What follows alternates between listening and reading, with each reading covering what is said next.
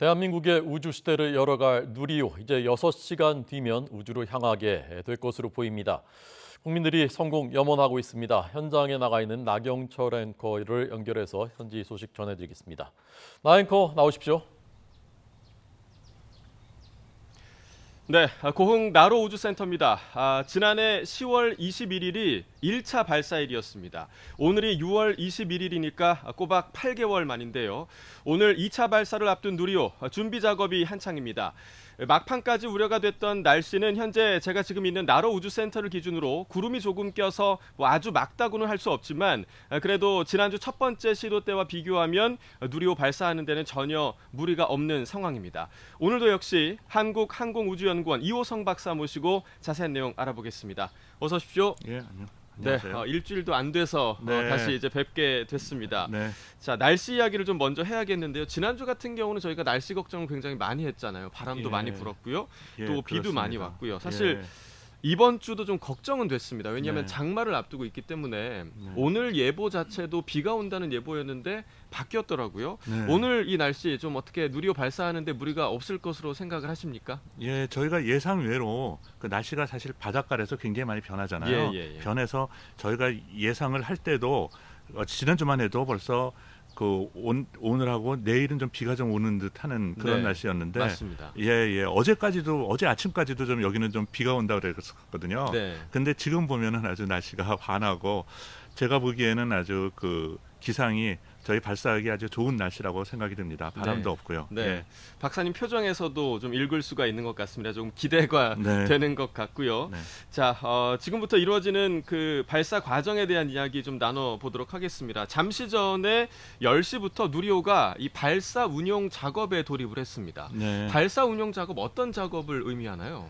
예, 저희가 사실은 그 아침 7시부터 네. 저희가 발사대 전원도 켜고 점검을 하고 좀 예. 해왔습니다. 준비 작업을 했습니다. 그래서 그것이 저희가 발사 운영 준비 작업이라고 하고요. 예. 지금 이제 발사 운영 작업은 뭐냐 하면은 저희 그 누리호에 실제로 작용이 되는 그러한 모든 시스템을 갖다 다 점검하는 겁니다. 네. 그래서 저희 센서도 점검하고 그 고함 라인이나 이런 것들도 모두 다 그 점검을 해야 되기 때문에 실제로 그런 것이 점검이 되고 다 완전하다고 생각이 돼야지 발사를 할 수 있는 거거든요. 예. 그래서 그러한 점검 절차하고 이런 점검 절차가 끝나면은 그 다음에 이제 연료 충전이 되겠습니다. 예.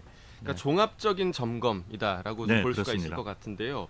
이 점검이 끝난 후에 그러니까 12시 직전 11시 50분 정도부터 냉각 작업이 시작된다고 들었습니다. 예. 이 냉각 작업은 왜 필요한 작업인가요? 잘 아시는 것처럼 그 액체산소가 마이너스 183도에 예. 굉장히 낮은 온도이기 때문에 그렇죠. 그것이 이 상온에 금방 노출이 되면은 빠른 속도로 기화가 됩니다. 네. 그렇게 되면은 이제 그 저희 큰 문제가 있으니까 미리 그것이 들어가는 통로를 다 냉각을 시키는 것입니다. 그래서 그러한 작업이 있고 그 다음에는 이제 산화제 탱크도 또 저희가 지금 상온에 있으니까 네. 그거를 또 냉각을 시켜야 되겠죠. 그래서 그 온도로 냉각을 시키고 그런 다음에 이제 산화제가 주입이 되겠습니다. 그러니까 액체산소가 날아가는 것을 좀 방지하기 예, 위해서 기화되는 지금 것을 냉각 방지하는 겁니다. 작업을 네. 하신다는 말씀이시죠. 네. 자, 이후에 조금 전에 말씀해 주셨던 그 연료 충전 작업이 시작이 되는데 사실 용어가 조금 그 어색한 분들이 많으실 네. 것 같아요. 왜냐하면 이 연료를 케로신이라는 연료를 쓰잖아요. 네. 이 케로신이라는 연료가 어떤 연료인지도 좀 궁금하고요. 네. 또 방금 말씀해 주신 뭐 액체산소, 산화제, 추진제 뭐 여러 용어가 예. 조금 섞여서 나오는데 맞습니다. 이 용어들이 정확하게 좀 어떤 뜻인지 간단하게 조금 설명을 해 주시죠. 예, 저희가 그 아시다시피 우주 환경에서는 산소가 없기 때문에 예. 그런 산화제를 가지고 가야 됩니다. 음. 그 산화제에는 이제 여러 종류가 있는데요. 굉장히 상온에서 쓸 수 있는 산화제도 있고 또 극초원에서 쓰는 산화제. 근데 저희는 상온에서 쓰는 산화제는 굉장히 위험하기 때문에 예. 저희는 액체 산소를 사용하고 있습니다. 위험하다는 게 어떤 뜻이죠? 그 톡식입니다. 네. 예, 그래서 마시게 되면은 사람들이 이제 죽게 중독이 되고, 될 수 있는? 아니 네. 뭐 거의 죽는 것이 아니고 그냥 죽습니다. 네, 중독보다는. 그래서 굉장히 위험하기 때문에 다루기도 힘들고 예. 그래서 저희는 이제 액체 산소를 사용을 하고 있고요. 예. 그 다음에 이 케로신이라는 거는 이제 저희가 연료입니다. 그 태우는 거죠. 예. 연료에서 태워서 연료하고 이 산화제를 합쳐가지고 저희가 이제 추진제라고 합니다. 전체적인 시스템을 추진 시스템 해서 그렇게 나눠져 있습니다. 네, 그러니까 케로신이라는 게 뭐 우리 그 등유라고 생각하시면 자동차로 됩니다. 치면 이제 예. 휘발유 같은 네, 그런 역할을 근데 하는. 휘발유는 좀 위험하고 거죠? 저희는 이제 등유를 사용하고 네. 있습니다. 네. 그러면 이 추진제라는 용어 네. 뭐 다 통칭하는 건가요? 그렇죠. 추진하는데 사용하는 연료 이런 네. 것을 이제 추진제라고 되겠습니다. 그래서 저희는 이제 액체 추진제를 사용한다 이러면 이제 예. 액체 그 엔진이니까 액체 추진제는 그렇게 연료하고 그다음에 산화제 이렇게 구성이 되어 있고요. 예. 이제 고체 추진제가 또 있습니다. 그래서 네네. 고체 추진제인 경우에는 그것을 다 한데 그 한꺼번에 화약 만드듯이 만들어서 예, 사용을 하는 것입니다. 그러니까 누리호에서는 지금 고체 추진제가 쓰이지는 않는 거죠. 지금. 사실은 고체 추진제가 쓰이고 있습니다. 아, 네. 예, 일부분 저희가 쓰이고 있습니다. 네, 알겠습니다. 자, 그렇다면 그 이후에 먼저 연료가 충전이 되고 그 다음에 이 산화제 탱크 충전이 완료가 되는데 이렇게 순서대로 진행이 되잖아요. 그러니까 네. 시간 차이를 두고 충전이 진행되는 뭐 특별한 좀 이유가 있을까요? 예, 저희가 그 산화제 탱크를 나중에 충전하는 이유는 저희가 말씀드린 것처럼 기화가 되기 때문에 예. 가능한 대로 짧은 시간 저희가 상온에서 그거 갖고 싶습니다. 그렇기 때문에 예. 기화되는 걸 방지하기 위해서 발사 직전까지 하기 때문에 그 순서가 뒤로 밀려 있습니다. 그러니까 상온에 있는 시간을 최대한 줄여주는 예, 그렇습니다. 것 때문에 결국에는 네. 뒷순서로 네. 좀 잡아놨다라는 말씀이시죠.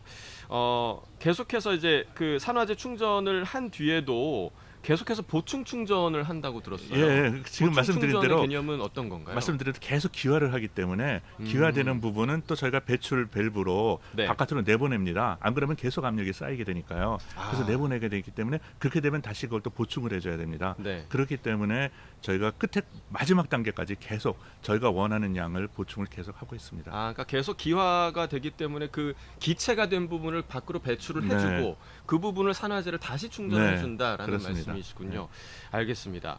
그러니까 저희가 뭐 예정대로라면 16시, 그러니까 오후 4시 정도 발사가 진행될 것으로 지금 예상이 되고는 있는데 정확한 네. 발사 시각은 나와봐야 알겠지만 발사 10분 전부터 발사 자동 운용 과정이 진행된다고 들었습니다. 네. 아예 이 시점부터는 우리 사람들이 건들 수 없는 영역인 건가요? 어떻게 되는 건가요? 예, 그때부터는 이제 자동으로 모든 시스템이 다 자동으로 체크도 하고 예. 검사하면서 이제 준비가 됐는지 이륙할 준비가 되었는지 확인하는 것은 자동으로 되어 있습니다. 예. 그렇기 때문에 그 부분에서는 저희가 할 수 있는 그 나중에 무슨 위험한 순간이나 예. 이런 경우를 제외하고는 그 피에로에서 실제로 무슨 문제가 있다 하면 자동으로 감지가 되고 있습니다. 네. 예, 그래서 아주 중요한 부분이라 하겠습니다. 그러면 그 발사 자동 운영 시점부터 이제 발사가 이루어지는 그 순간 그리고 발사 이루어지는 그 후까지는 네. 뭐 연구진들의 개입이 이루어질 수 없는 건가요? 어떤가요?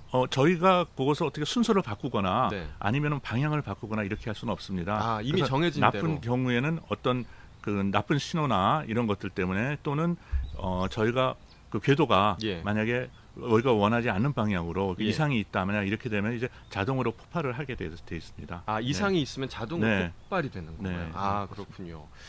자, 2차 발사 때는 그 1차 발사와는 다른 것이 실제 이제 위성이 지금 네. 탑재가 돼 있는데요. 네.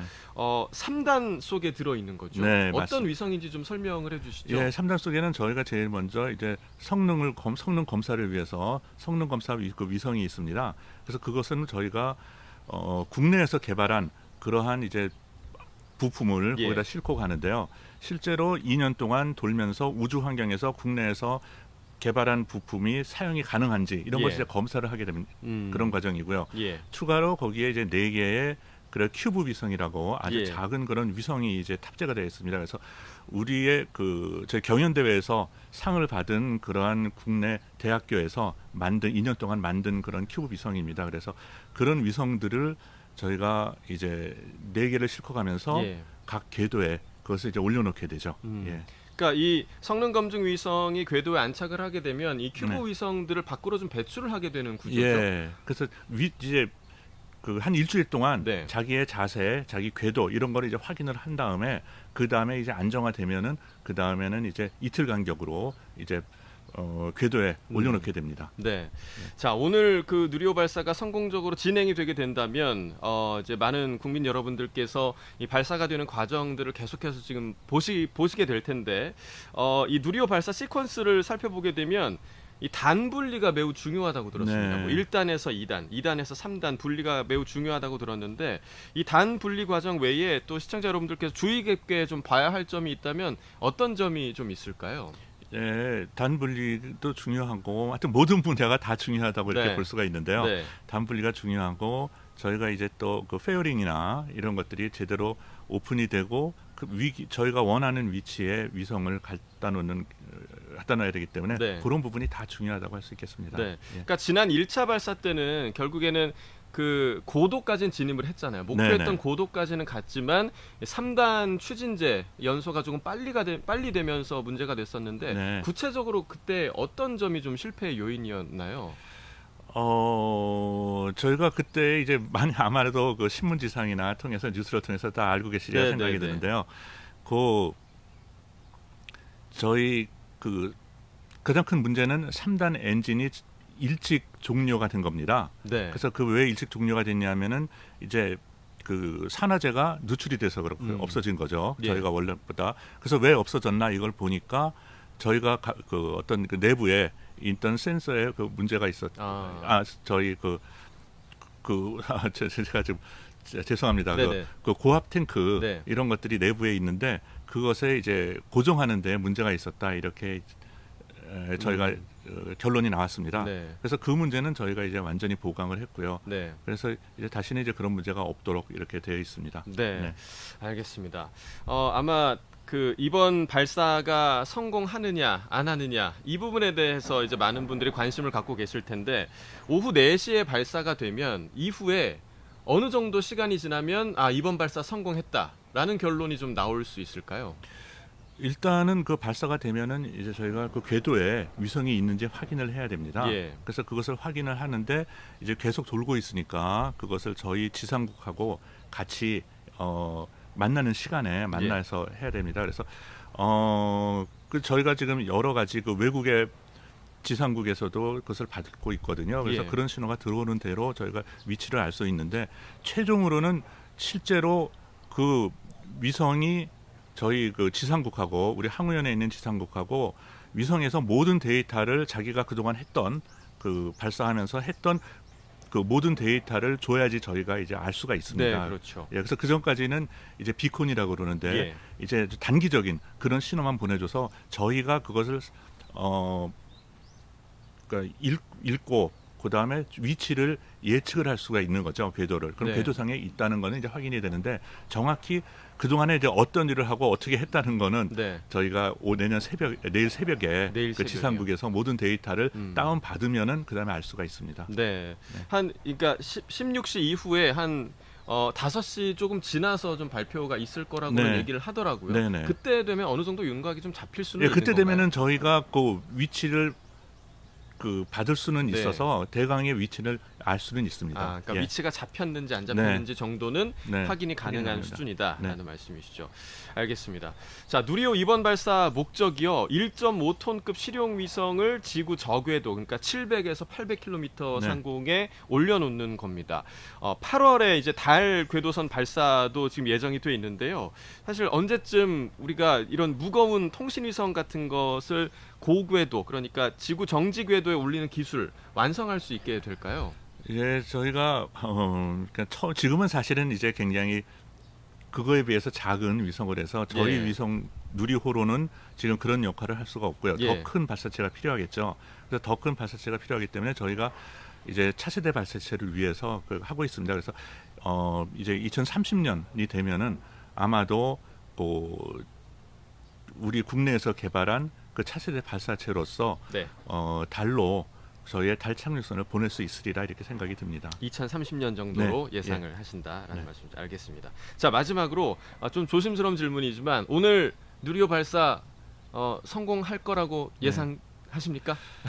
그것은 굉장히 저희는 이제 그 소망이죠. 네, 네, 우승을 네. 했으면 좋겠다라고 했는데 예. 그 예상은 사실은 아무도 모르는 겁니다. 네. 그래서 저희는 할 수 있는 일을 다 했고요. 음. 왜냐하면 저희보다 앞선 그런 선배들도 굉장히 실수를 많이 네. 실수나 또는 이런 것들을 많이 겪었거든요. 그렇기 때문에 저희가 섣불리 뭐 성공에 자신 있다 없다보다는 저희가 그 동안에 해왔던 것을 보면은 그 전보다는 조금 더 가깝지 않나 이렇게 네. 생각이 듭니다. 네, 알겠습니다. 최선을 다했다라고 예. 말씀을 해주셨습니다. 자, 누리호 2차 발사 이제 우주로 향하기 위한 막바지 준비 작업이 한창입니다. 이후에 진행되는 과정들 저희 현장 계속해서 연결하면서 박사님과 함께 차근차근 설명해 드리겠습니다. 지금까지 고흥 나로우주센터에서 전해드렸습니다.